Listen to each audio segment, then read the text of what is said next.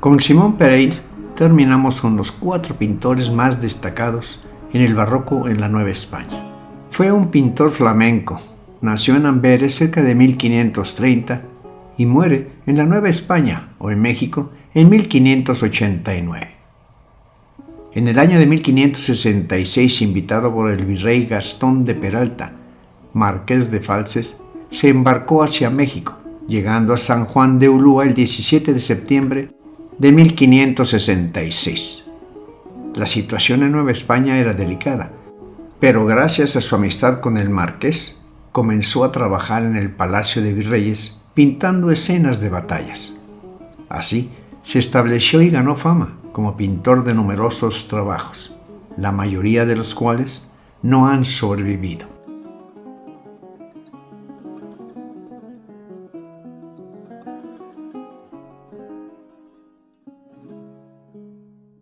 La llegada de este pintor a la Nueva España se dio en un momento en el que los pintores de origen nativo habían empezado a destacar por su calidad y lo barato de su trabajo, en comparación con los precios de los provenientes del viejo continente.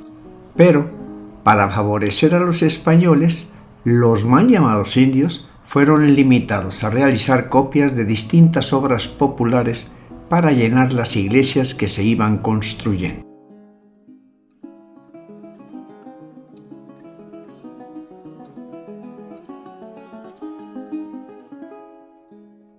El artista enfrentó un juicio ante el Tribunal de la Inquisición en 1568 y firmó bastantes contratos para obras religiosas en la Nueva España. Se han conservado apenas alrededor de media docena de sus trabajos.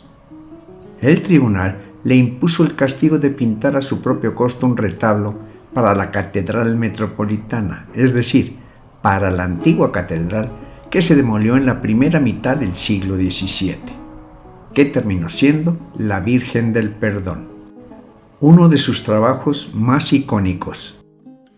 El pintor fue víctima de las opresiones de la Inquisición novohispana, puesto que no únicamente esta institución trataba asuntos relacionados con la religión, sino que también se prestaba para convenir venganzas personales. Las acusaciones en contra del pintor consistían en que él había enunciado que era mayor pecado tener amores con una casada que con una soltera, que él prefería pintar retratos y no santos, y que cuando se confesaba no tenía por qué decir todos sus pecados. Entre los objetos que se rescataron de la antigua catedral para encontrar un lugar en la nueva estaba la Virgen del Perdón, que supuestamente es la obra que pintó como castigo. El lienzo se perdió en un incendio en 1967. En la actualidad se encuentra una réplica del cuadro en la Catedral Metropolitana. Para la elaboración de esta obra, el pintor se inspiró en 2 obras de Rafael: la Virgen del Baldaquino y la Virgen de Foligno.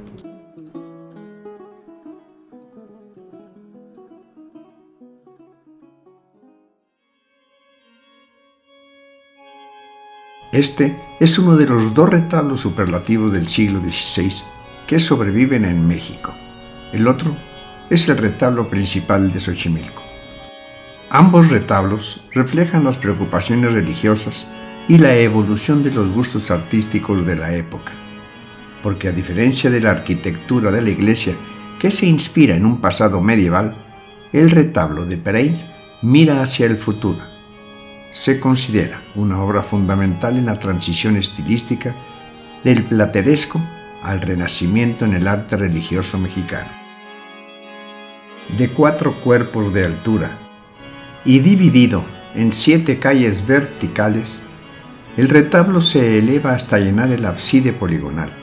Los lados se ensanchan hacia adelante como una pantalla plegable en la nave, atrayendo al espectador a sus misterios. El marco está muy estructurado.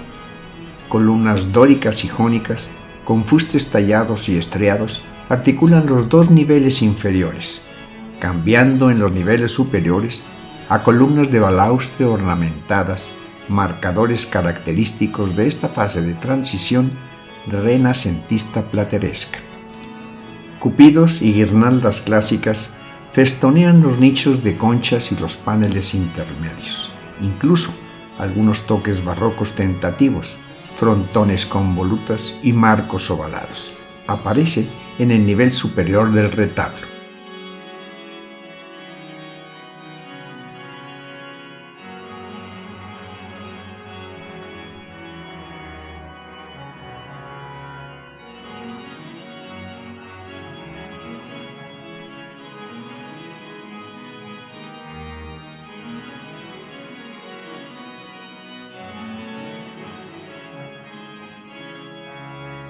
La cabecera de la iglesia está decorada con uno de los más representativos y mejor conservados retablos del siglo XVI.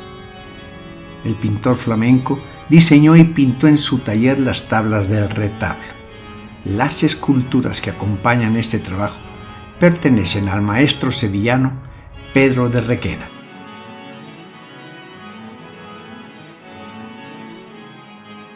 La temática de esta obra se relaciona con pasajes claves de la vida de Cristo plasmados en pinturas sobre madera que representan la adoración de los pastores, la adoración de los reyes, la circuncisión de Cristo, la presentación en el templo, la resurrección, la ascensión, Cristo de la columna, la flagelación, Cristo del Calvario, la crucifixión.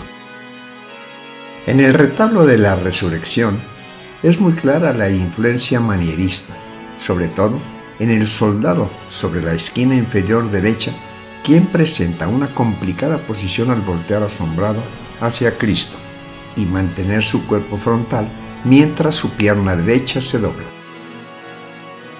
La sensualidad de la que tanto expresa el manierismo estaría indicada aquí en el cuerpo del resucitado.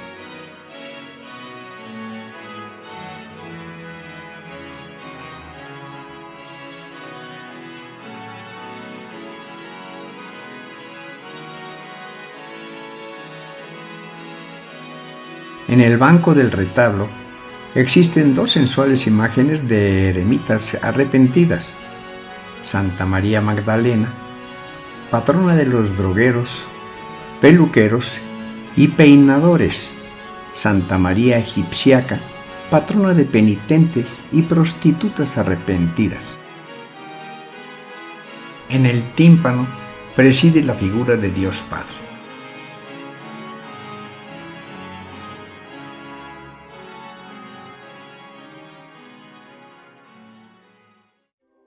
Las pinturas más logradas y accesibles están en el nivel inferior: una encantadora adoración de los pastores y otra de los reyes.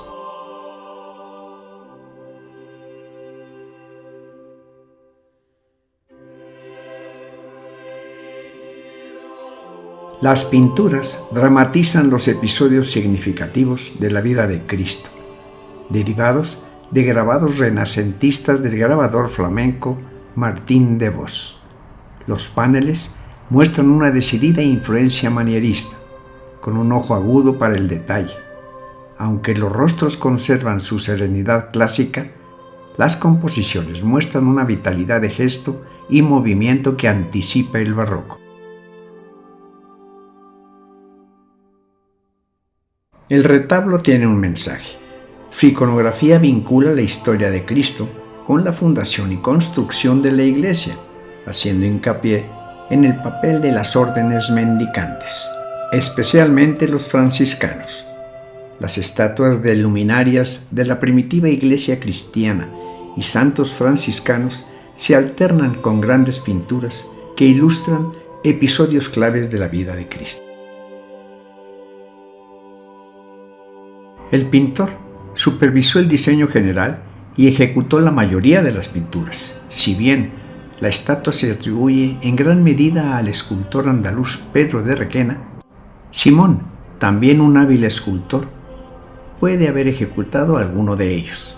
Los miembros del taller, incluidos los artesanos nativos, fueron responsables de la talla arquitectónica, la pintura y el dorado.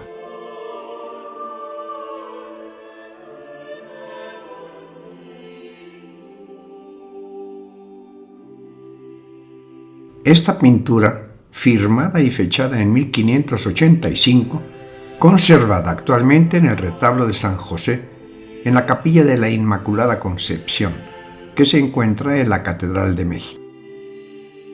San Cristóbal con el Niño ocupa casi la totalidad de la tela. El fondo está ocupado por el mar y el cielo.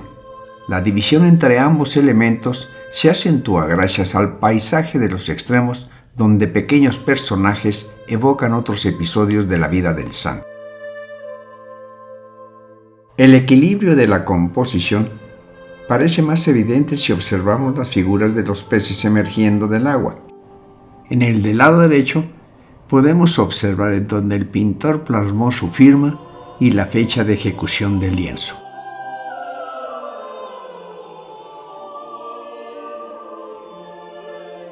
En el Museo Nacional de Historia, en el Castillo de Chapultepec, se encuentra el retrato de Gastón de Peralta, también atribuido a este pintor.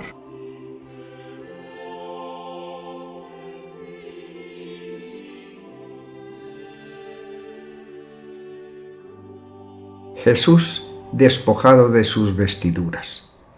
Otra de las obras firmadas por el autor, y en ella explica este acontecimiento. Los evangelios apócrifos nos dicen: salió pues Jesús del pretorio, acompañado de los dos malhechores, y, en llegando al lugar convenido, despojaron de sus vestiduras, le ciñeron un lienzo y le pusieron alrededor de las sienes una corona de espinas.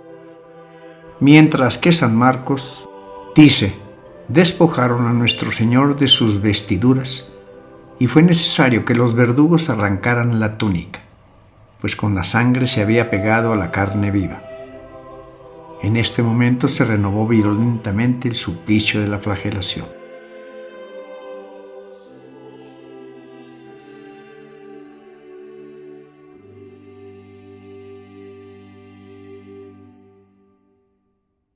Sus obras están consideradas como unas de las primeras manifestaciones del Renacimiento en la Nueva España.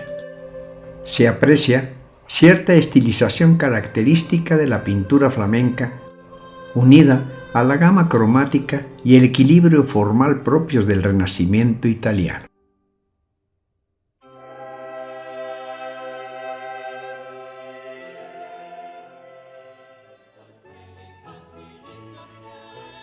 Hemos dado un pequeño recorrido al barroco novohispano y aprendimos algo de 4 de sus mejores exponentes.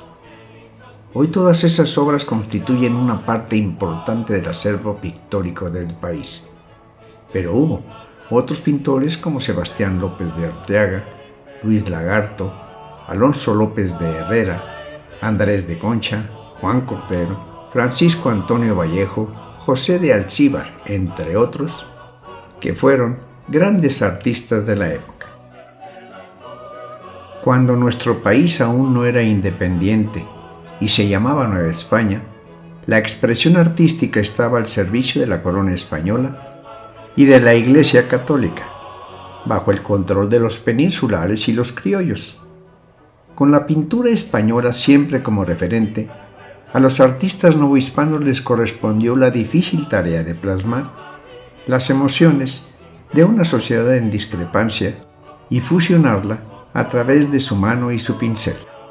Dedicados principalmente a la pintura sobre madera, lienzo o lámina de cobre, los artistas plásticos de la Nueva España en los siglos XVI y XVII eran manieristas, al menos hasta mediados de 1600, cuando de manera directa asimilaron la atmósfera del barroco.